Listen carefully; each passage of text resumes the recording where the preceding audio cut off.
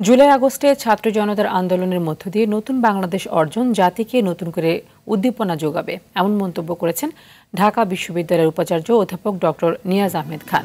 সকালে বিজয় দিবস উপলক্ষে ঢাকা বিশ্ববিদ্যালয়ে আয়োজিত শোভাযাত্রায় অংশ নিয়ে তিনি একথা বলেন। শোভাযাত্রাটি বিশ্ববিদ্যালয়ের অপরাজেয় বাংলা থেকে শুরু হয়ে টিএসসি স্মৃতি চিরন্তন চত্বরে গিয়ে শেষ হয়।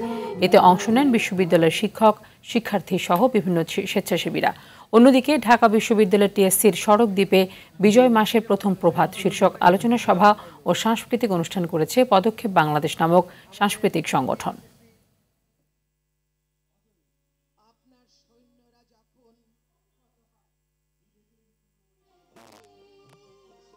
এই গণ অভ্যুত্থানের পরিপ্রেক্ষিতে আমাদের এখন দায় এবং দায়িত্ব অনেক বেড়ে গেছে। আমাদের পিছনে যাবার আর কোনো পথ নেই।